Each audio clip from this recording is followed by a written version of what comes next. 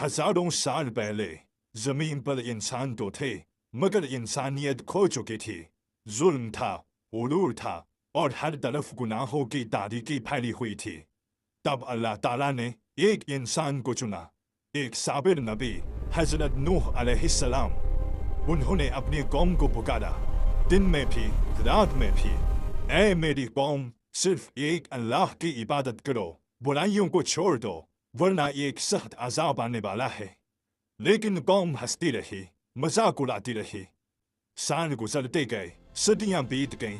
950 साल तक हजरत नूह अलैहिस्सलाम अपनी कौम को समझाते रहे, मगर ईमान लाने वाले सिर्फ चंद लोग थे।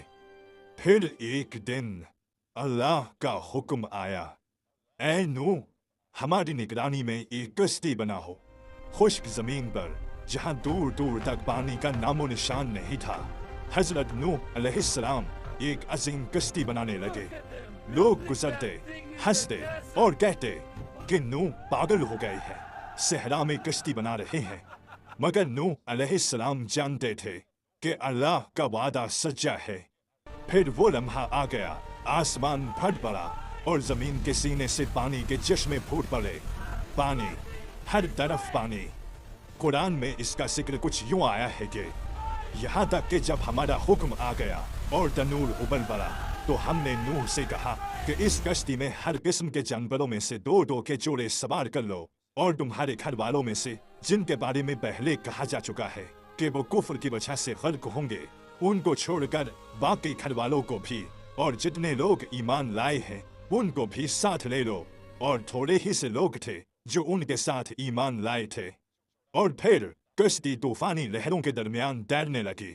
इसी दौरान हजरत नूह अलैहिस्सलाम की नजर अपने बेटे पर पड़ी। कुरान कहता है कि वो बोला, मैं अभी किसी पहाड़ की पनाह ले लूंगा जो मुझे पानी से बचा लेगा।